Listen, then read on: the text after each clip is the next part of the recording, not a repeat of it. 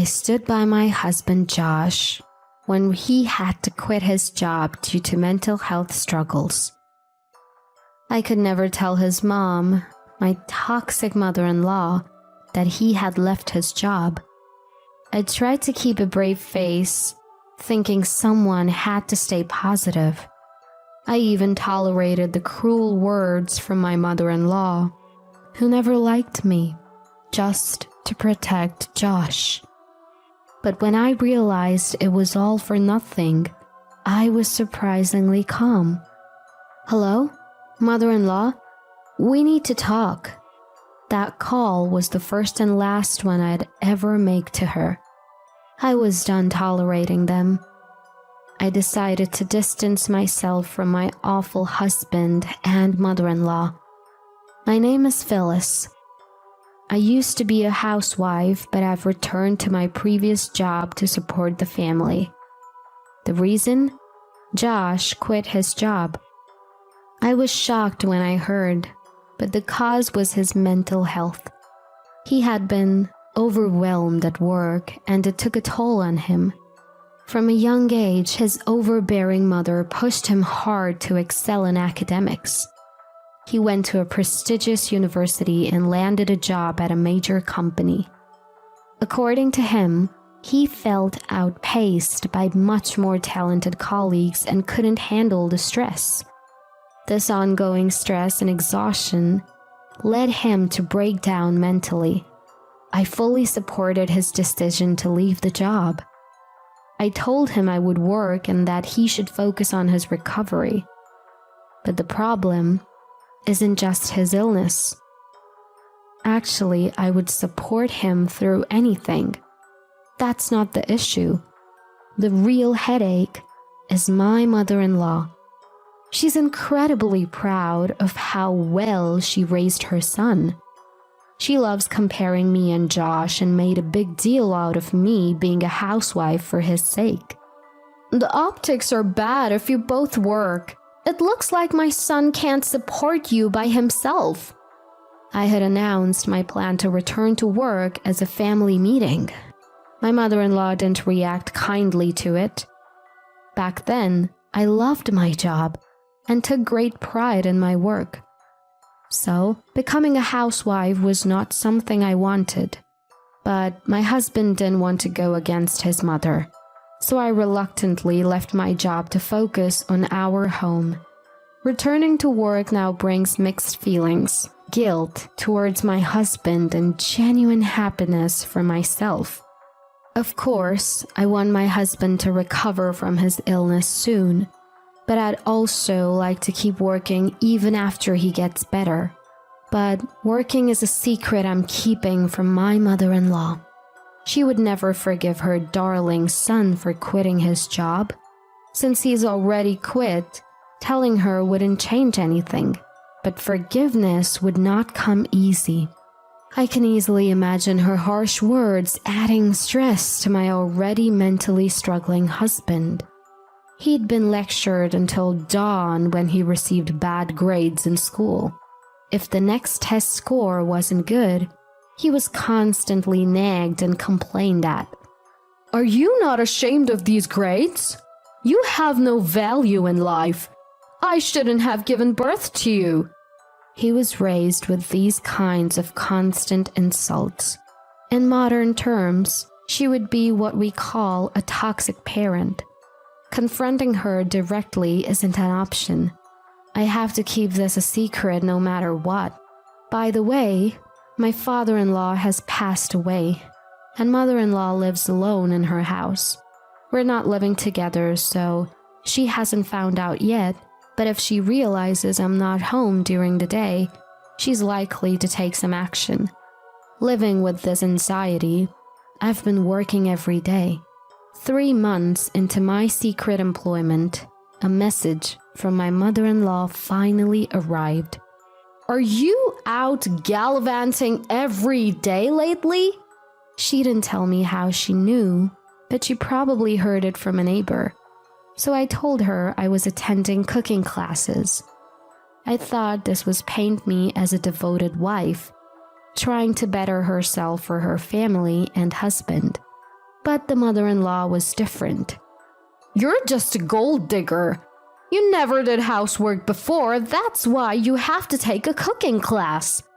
It seemed like no matter what I said, mother-in-law would only respond with snide remarks. "Your mom didn't prepare you for marriage, huh? Oh, right. She worked too. You were raised by a mom who couldn't even manage the household." I can tolerate being insulted, but I won't sit idly when she badmouths my parents. My mom balanced both work and housework just fine.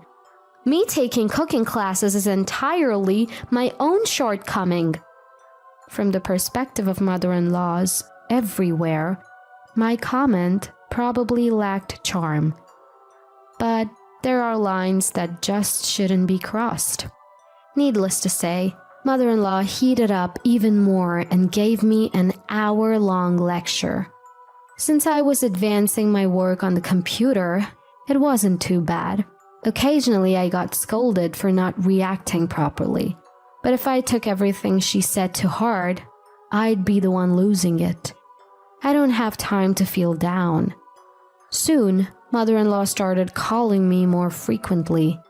I've informed my workplace and got permission to take her calls, but honestly, it's a hassle. Also, I sometimes travel for work. Whenever I'm away, I tell her it's a business trip. Apparently, she doesn't approve of that either. "Stop gallivanting with my son's money. You're supposed to be supporting him, not acting like a jobless housewife." I wanted to ask what more could I possibly do to support my husband, but I simply nodded. Arguing with someone like mother-in-law only wastes more time. Of course, I do argue when it's unbearable, but nodding and listening is quicker. I make sure my voice sounds like I'm seriously listening so she doesn't accuse me of being insincere.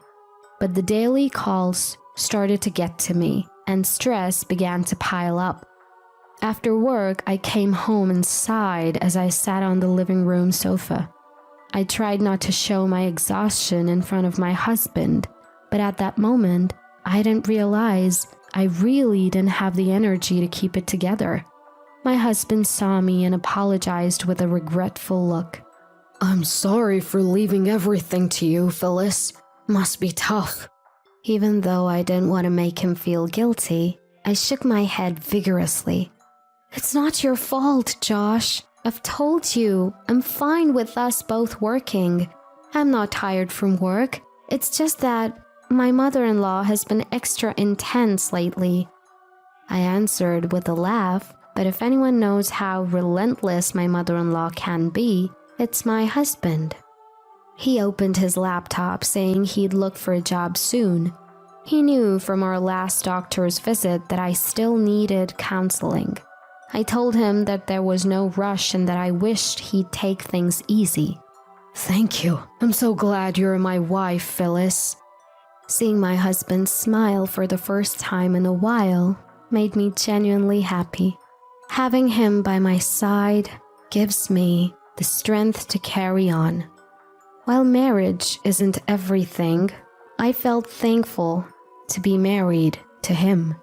People might think my life looks tough, but supporting each other in times like this is what partners do. I was confident that he'd help me if I were in trouble. That faith remained unshaken. Still, the daily calls from my mother-in-law didn't stop, and her nagging seemed endless. Then, today, she made a comment that had me questioning what all the previous conflicts were about. "Aren't you ashamed of being unemployed when you're married to such an outstanding son?" Hearing those words, I was flabbergasted. "Weren't you the one pressuring me to be a housewife?" I wanted to say that, but decided to hear her out first. Apparently, she felt humiliated because a friend's daughter-in-law, whom she sees as a rival, has a thriving career. "People are working women now. Being just a housewife is so outdated." When her friend said something like that, It seems my mother-in-law felt mocked. It's absurd how easily she changes her opinions, and honestly, it's frustrating. I pitied her for being so shallow. At the moment, I hesitated whether to confess that I was working. But given her personality, she'd argue no matter what I said.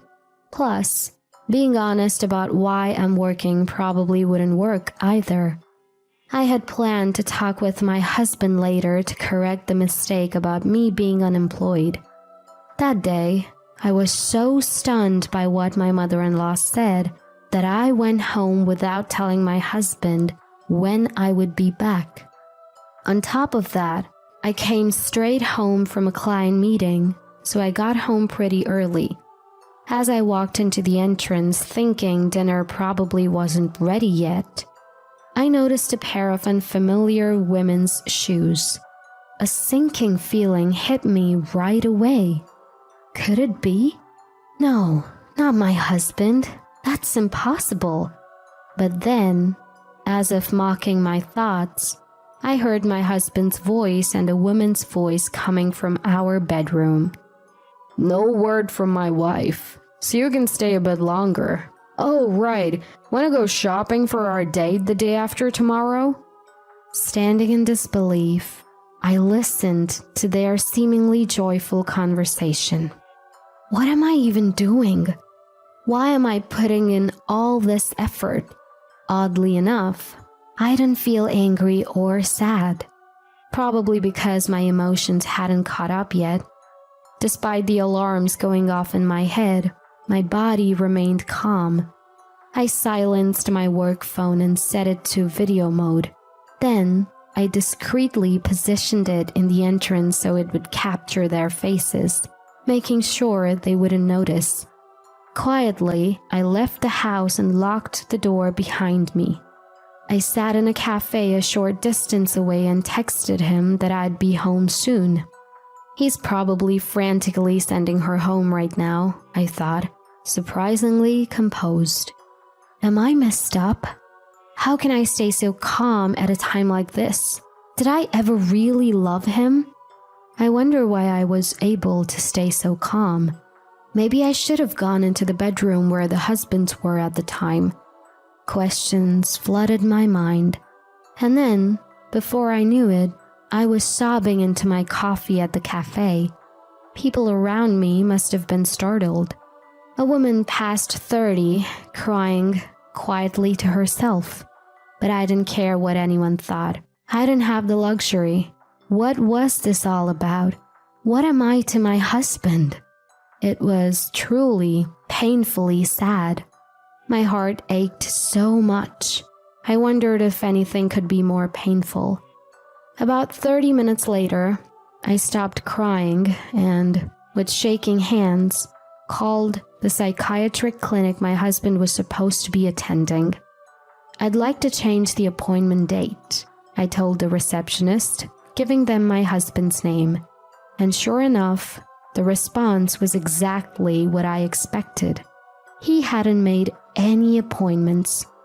In fact, he hadn't been to the clinic since his initial visit. I came back home pretending nothing happened. My husband, looking guilty and downcast as always, welcomed me. He looked so happy just a while ago. I held back the words that almost slipped out. Heading to the bedroom to change, I checked the data on my work phone where I had secretly recorded him. His friend was in the footage. This guy is married too, I muttered, and for some reason I laughed. I then called my mother-in-law. I won't work anymore and I will never listen to you, I told her, cutting off the call. Within 15 minutes of me getting changed, the intercom buzzed.